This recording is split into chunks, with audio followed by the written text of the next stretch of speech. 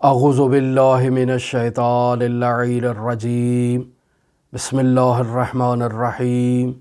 الحمد للہ رب العالمین الصلاة والسلام علی اشرف الانبیاء والمرسلین وعلی آلہ الطیبین الطاہرین المعصومین الذین اذہب اللہ عنہم الرجس وطہرہم تطہیرا اللہم صل علی محمد وآل محمد اللہم اخرجنا من الظلمات الوہم واکرمنا بنور الفہم اللہم افتح علینا ابواب رحمتک وانشر علینا خزائن علومک برحمتک یا ارحم الراحمین۔ نہایت توجہ کی جائے کہ صرف حلال مال ہی نہیں ہے کہ جو انسان کو پاکیزہ کرتا ہے، بلکہ انسان کے نفس کی پاکیزگی اور طہارت کے لیے اس سے بلند مرتبہ بھی موجود ہے۔ یعنی مرحوم شیخ حسن علی نخودقی اصفہانی تاکید کیا کرتے تھے کہ وہ مال کہ جس کے پیچھے کسی کا غصہ موجود ہو، کسی کی تکلیف موجود ہو، حلال ہے لیکن اس مال کی تاثیر انسان کے نفس پر نیگیٹو تاثیر ہوگی۔ ایک انسان ہے جو غصے میں کھانا تیار کر رہا ہے، مثلا باورچی ہے، اور وہ باورچی اس کے وجود پر جو ہیں وہ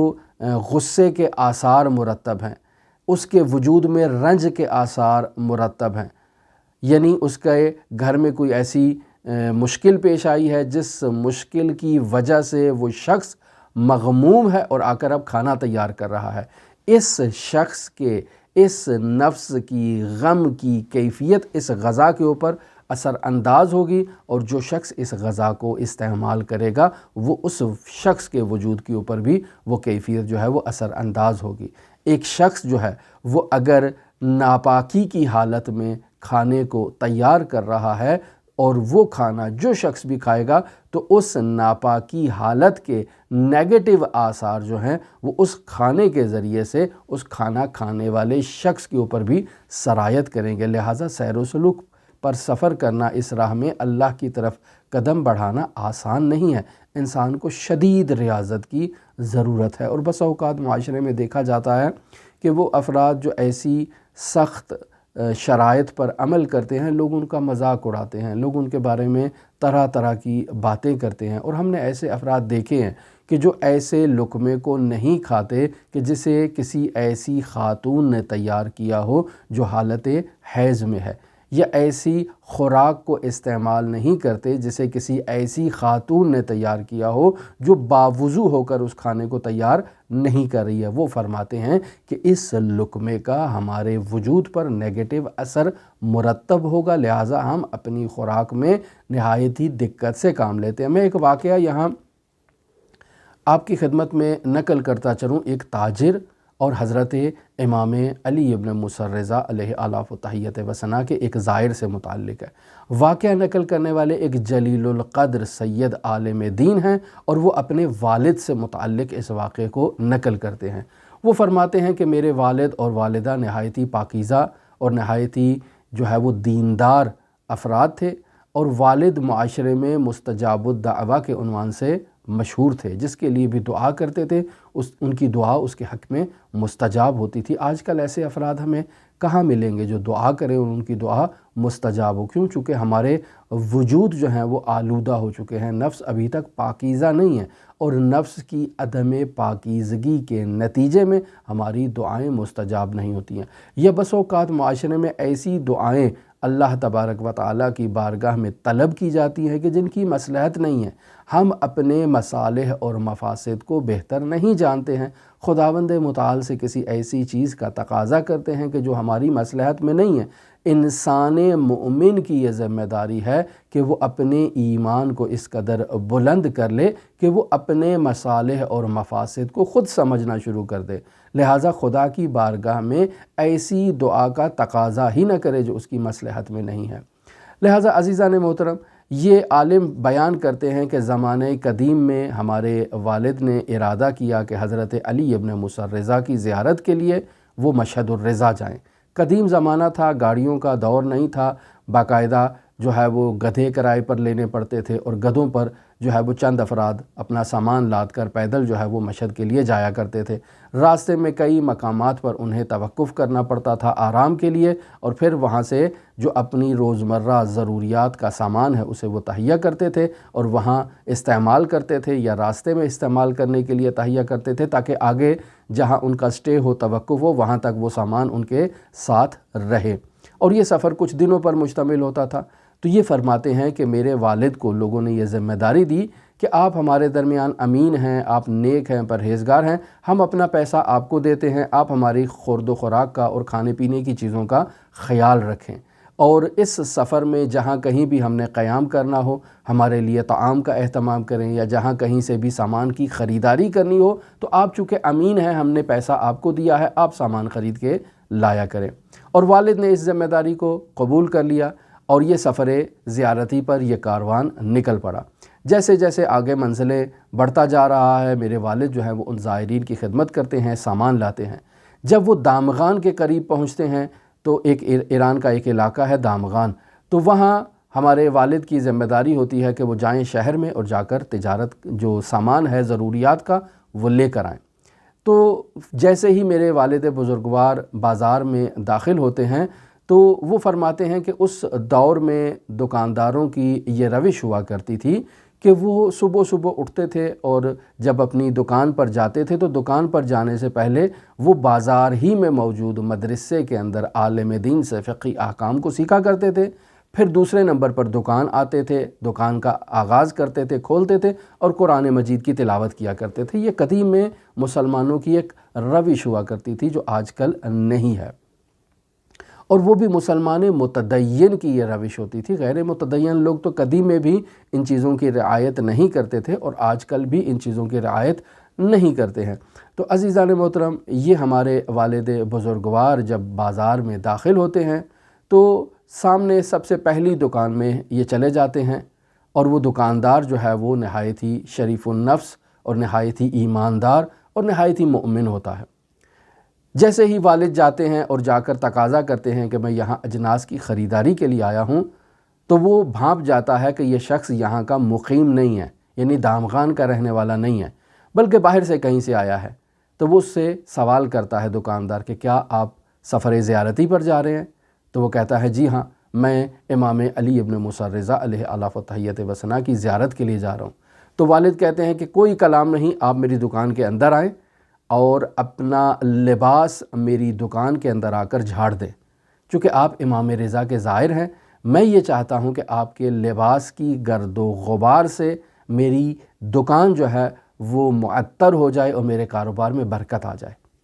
لہٰذا والد اس کی بات پر عمل کرتے ہیں، دکان میں جاتے ہیں، اپنی عبا اتارتے ہیں اور اپنی ٹوپی وغیرہ یا جو کوئی بھی لباس ہوتا ہے اس کو اتارتے ہیں، اس کی دکان میں جھاڑتے ہیں تاکہ اس کی دکان میں برکت آ جائے کہ امام رضا کا زائر ہے۔ عزیزان محترم، کیا کبھی ہم نے ایسے خود اپنی زندگی میں کیا ہے؟ امام حسین کی زیارت کے لیے کوئی شخص گیا تھا، یا امام رضا کی زیارت کے لیے کوئی شخص گیا تھا اور واپس آیا ہو اور ہم نے اس سے تقاضا کیا ہو کہ آپ اپنا وہ زیارتی لباس جو ہے اسے آ کر ہمارے گھر میں جھاڑ دیں تاکہ ہمارے گھر میں برکت آ جائے، ہماری دکان میں جھاڑ دیں تاکہ ہماری دکان میں برکت آ جائے، یا ہمارے محلے میں اس لباس کو لے آئیں تاکہ آپ کے اس لباس زیارتی سے ہمارے محلے میں برکت آ جائے؟ نہیں، آج کل یہ چیزیں کہاں ان پر لوگ توجہ دیتے ہیں۔ تو بہرکیف وہ شخص نے ایسا ہی کیا۔ اب دکاندار پوچھتا ہے کہ آپ کو کیا چاہیے؟ یہ کہتے ہیں کہ مجھے مثلاً چینی چاہیے، آٹا چاہیے، گھی چاہیے، دالیں وغیرہ، یہ سب چیزیں مجھے چاہیے۔ تو وہ دکاندار کہتا ہے کہ آپ نے جن چیزوں کا تقاضا کیا ہے یہ سب چیزیں میرے پاس موجود ہیں، لیکن میں نہایت معذرت چاہتا ہوں کہ میں آپ کو یہ چیزیں نہیں فروخت کروں گا۔ اب والد نہایت تعجب کرتے ہیں کہ پہلے تو کہاں امام رضا کے زائر کا اس قدر احترام کر رہے تھے، اور اب کہتے ہیں کہ میں آپ کو یہ چیزیں فروخت نہیں کروں گا۔ یہ بات مجھے سمجھ میں نہیں آئی ہے۔ دکاندار سے سوال کرتے ہیں کہ بھئی کیوں آپ مجھے یہ چیزیں فروخت نہیں کریں گے؟ تو وہ دکاندار کہتا ہے کہ آپ میرے تھوڑا قریب آئیے۔ قریب جاتے ہیں تو دکاندار کہتا ہے کہ آپ ایک نامحسوس انداز میں وہ سامنے والے دکاندار کو مشاہدہ کریں۔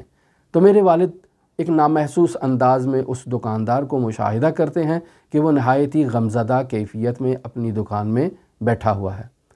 تو اب میرے والد ان سے سوال کرتے ہیں کہ بتائیے کیا ماجرا ہے۔ وہ کہتے ہیں، دکاندار کہتا ہے کہ جب میں صبح دکان پر آیا تھا تو میں نے اسے اسی غمزدہ کیفیت میں مشاہدہ کیا تھا،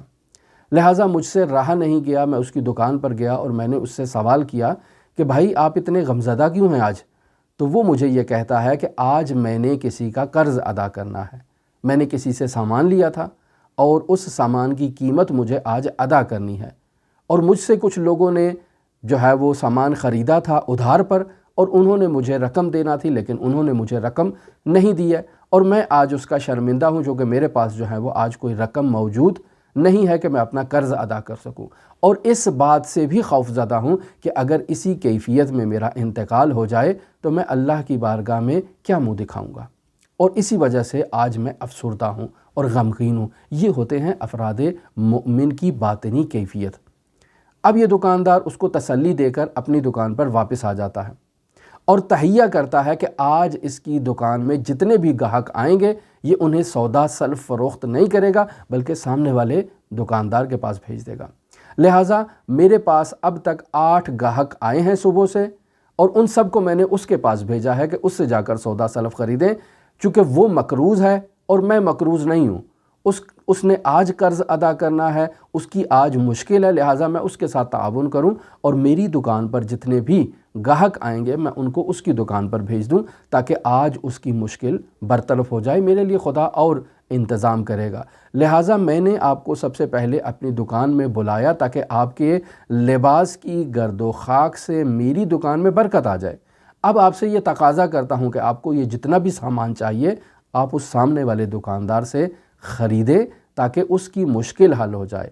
کیوں؟ چونکہ وہ غمزدہ ہے، میں اگر سامان اپنا بیچ دوں گا تو اس سامان کی فروخت کے پیچھے اس کا غم شامل ہوگا، چونکہ اس کا غم برطرف نہیں ہوا ہے، لہٰذا میں نہیں چاہتا ہوں کہ اس غمزدہ تجارت کے نتیجے میں جو مال میرے گھر جائے گا اس کی تاثیر میرے اہل بیت پر اور میرے بیوی بچوں کے وجود میں آئے۔ عزیزان محترم، اس قدر دقت اور اس قدر رعایت کیا ہم تجارت میں اور اپنے کاروبار میں کرتے ہیں کہ ہم لقمہ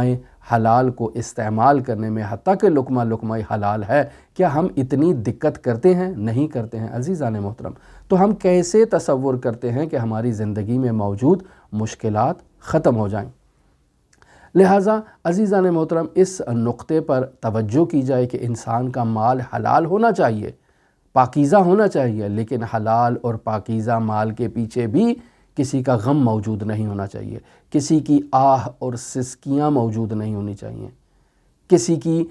ناپاکی موجود نہیں ہونی چاہیے۔ مال پاکیزہ ہے لیکن اس مال کو جو خمیر کر رہا ہے، جو تیار کر رہا ہے، جو کھانا بنا رہا ہے، وہ شخص ناپاک نہیں ہونا چاہیے، اگر ہوگا تو اس کی انسان کے نفس پر منفی آثار مرتب ہوں گے، اور یہ نایاب نکات مرحوم شیخ حسن علی اصفہانی نے اسلامی تعلیمات سے، حضرات اہل بیت علیہ السلام کی نورانی تعلیمات سے ہمارے لیے نقل فرمائے ہیں۔ ہماری دعا ہے کہ خداوند متعال ہمیں ان نورانی مطالب پر عمل کرنے کی توفیق عطا فرمائے۔ خداوند متعال ہمیں یہ سعادت نصیب کرے کہ ہم ریاضت نفس کے نتیجے میں، ہم مراقبے کے نتیجے میں ان صفات نورانیہ کو اپنے وجود میں جاری کریں۔ ہماری دعا ہے کہ خداوند متعال حضرت صاحب العصر والزمان کے ظہور میں تعجیل فرمائے، ہمیں ان کے اصحاب و اعوان و انصار میں شمار فرمائے۔ آپ تمام عزیزان کے لیے، مؤمنین کے لیے امام علی ابن موسیٰ الرضا علیہ آلاف و تحیت و ثنا کی نورانی بارگاہ میں نائب و زیارہ بھی ہیں اور دعاگو بھی ہیں۔ اللہم صلی علی محمد و آل محمد وعجل فرج قائم آل محمد۔